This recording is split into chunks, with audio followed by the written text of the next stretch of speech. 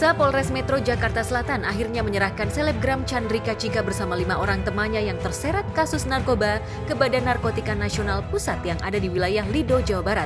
Hal tersebut dilakukan polisi berdasarkan hasil dari asesmen yang dijalani Cika sebelumnya di BNNK Jakarta Selatan.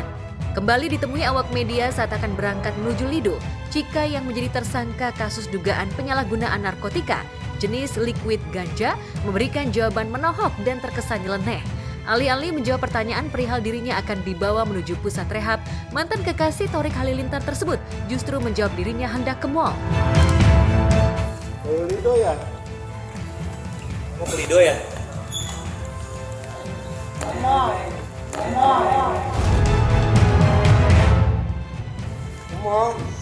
Ngapain ke mall? Ngapain ini? Ada apa lagi? Ada apa nih? Ada cinta. Cinta? Aduh, hebat.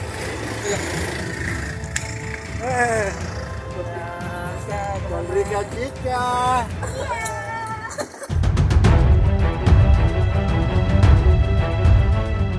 Meski Cika masih tampak menutupi wajahnya dengan tangan dan menundukkan kepala, namun jawaban santai yang dilontarkan Cika seolah mengisyaratkan dirinya santai meski terseret kasus narkoba. Sebelumnya, ibunda Cika, Poppy Putri, juga mengurai perihal putrinya yang tak tahu apa-apa, terlebih soal narkoba. Sesaat sebelum kejadian, Poppy mengurai putrinya hanya bermain seperti biasa dan hanya mencoba menghisap vape milik temannya, namun tak tahu jika di dalam vape tersebut berisi liquid ganja. Yang saya tahu anak saya baik-baik aja kan, ya pots ya katanya isinya seperti itu ya dia nggak tahu. Nah karena emang katanya ada di meja, dia lagi mau bikin, terus di meja ada punya temennya gitu kan, dia main ini aja, isep aja cuma begitu aja udah. Pernyataan ibunda Cika seolah berbanding terbalik dengan pernyataan polisi usai melakukan penyidikan kepada Cika. Polisi menyebut Cika sudah setahun lebih pakai narkoba. Polisi juga mengungkap Cika dan kelima temannya yang ditangkap murni hanya sebagai pecandu.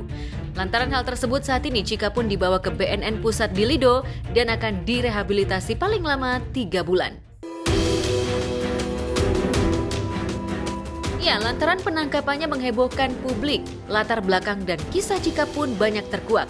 Sebelumnya, ibunda Cika pernah bercerita kepada Billy Syahputra saat berbincang spontan di konten YouTube Billy bersama Cika. Billy sempat bertanya kepada Poppy perihal bagaimana punya anak seperti Cika. Dari situlah sempat terurai bahwa Cika merupakan anak dari hasil bayi tabung. Mah, punya anak kayak Cika gimana, Mah? Bangga apa nyusahin atau gimana, Mah? Ya enggak lah, anak itu kayak si Cika ini ya bangga lah punya anak kayak Cika, seneng. Namanya apalagi anak boleh diusahain juga kan, biar aja anak bayi tabung. Pokoknya Cika tuh ya spesial. Oke, Mama sayang banget sama Cika ya? Ya sayang lah, luar biasa sayangnya walaupun suka ngeyel gitu. Poppy sendiri merasa bersyukur dan bangga punya anak seperti Cika. Namun kali ini putrinya tersebut harus terseret kasus narkoba. Meski begitu, Poppy tetap legowo dan menjadikan kasus yang dialami anaknya sebagai pembelajaran hidup.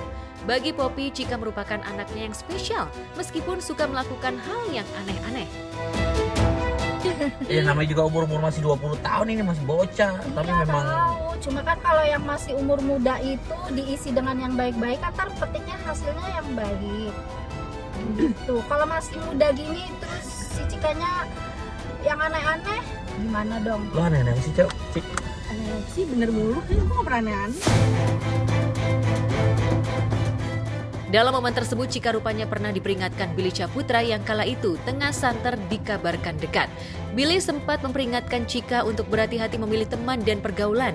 Namun celakanya nasihat Billy tak diindahkan dan Cika akhirnya terciduk karena diduga mengonsumsi narkoba jenis baru yang diselipkan melalui vape.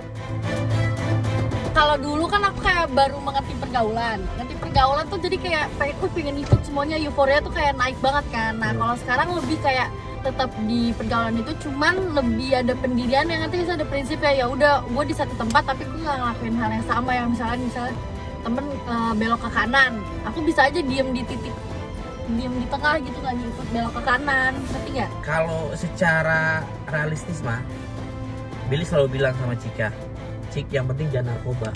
Itu yang paling utama. Itu paling utama banget. Kalau event kita ngomong realistis. Kalau event ada teman atau siapa yang ulang tahun, kita party sekali 2 kali dalam sebulan, ya itu better lah. Itu aman. Itu nggak masalah. Itu aman. Kalau aku nih misalkan sama Cika, kita jujur Billy mah party sama Cika. Jangan pernah. Kalau Om ngasih peluang ke Cika luar biasa. Ayo bergaul karena memang ini duniamu ada di sini. Gitu. Iya, Yang penting kamu jadi perempuan tahu batasan. Oh gue ini anak perempuan, itu nggak dilarang main sama ini. Yang penting tahu diri, tahu batasan. Oke, tahu batasan dan jangan pakai narkoba. Iya. Udah itu paling aja. utama.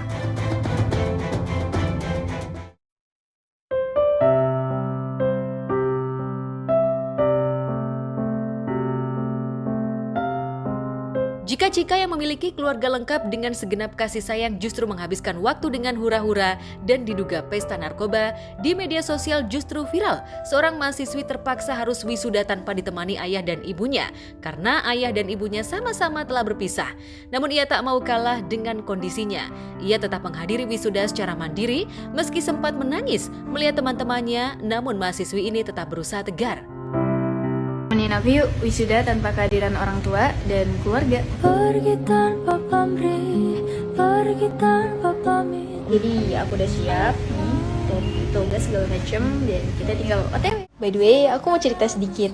Kalau dari kecil orang tua aku tuh udah pisah. Dan sekarang ketika aku wisuda, masing-masing dari mereka berhalangan hadir. Tapi nggak apa-apa, semoga wisudanya tetap berjalan dengan lancar ya. Serius, aku deg-degan banget. Alhamdulillah, acaranya berjalan dengan lancar guys. Aku sedikit terharu karena ternyata banyak banget hal yang sudah aku lewati dan ternyata aku bisa. Dan di sini juga aku seneng banget ngelihat banyaknya orang tua yang bangga sama anak-anaknya. Bener-bener pokoknya keren dan kita bisa bahagiain orang tua kita terus ya.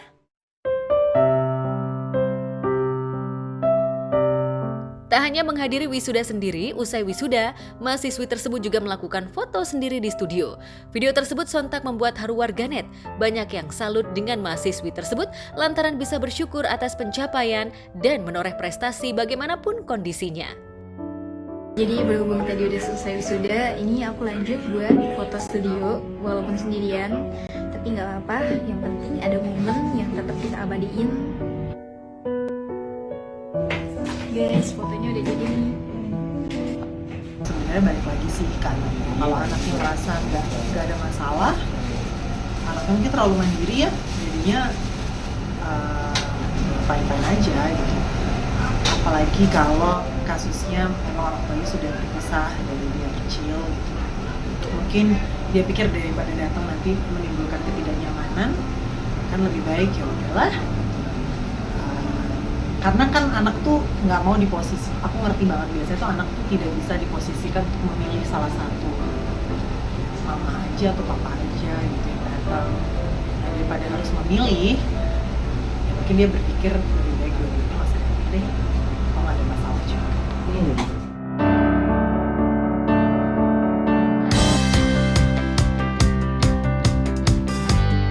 Torehan prestasi yang tak kalah menarik di antara banyaknya anak yang mungkin masih manja, gemar hura-hura juga tampak dari anak-anak dari Jepara. Kepiawaian anak-anak sekolah dasar yang membuat ukiran pun viral di media sosial.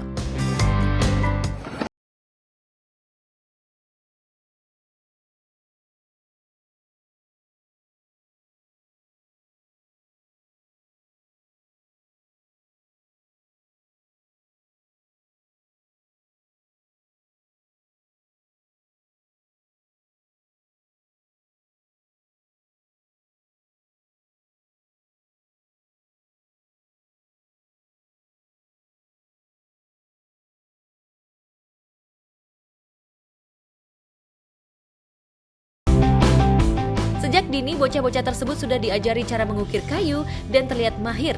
Anak-anak tersebut sontak membuat warganet terkagum. Keren sekali ini adik-adik yang ada di Jepara, yang sedari kecil, sedari SD sudah diajarkan ilmu memahat, mengukir. Itu tidak salah lagi ketika kota Jepara ini terkenal dengan kota ukirnya, dengan kerajinan-kerajinan tangan dan kearifan lokal yang sangat mendunia bahkan, karena terkenal sekali jati-jati yang diukir-ukir itu. Ini menginspirasi daerah-daerah lain Dan juga kalau bisa saran saya untuk Dinas Pendidikan memasukkan kurikuler tambahan kerajinan tangan di suatu daerah atau kearifan lokal di suatu daerah, yang tentunya salah satunya seperti contoh di Jepara ini, agar tidak punah, agar terus lestari, kearifan lokal ini terus dikembangkan dan seni budaya ini terus ada sampai anak cucu kita. Patut dicontoh buat daerahnya ramai, karena kan emang dari dulu kan Jepara emang terkenal dengan ukirannya ya, karena kan jadi dengan cara mereka mengajarkan jadi sampai dewasa nanti, jadi kerajaan ini gak akan dipekat oleh generasi kita.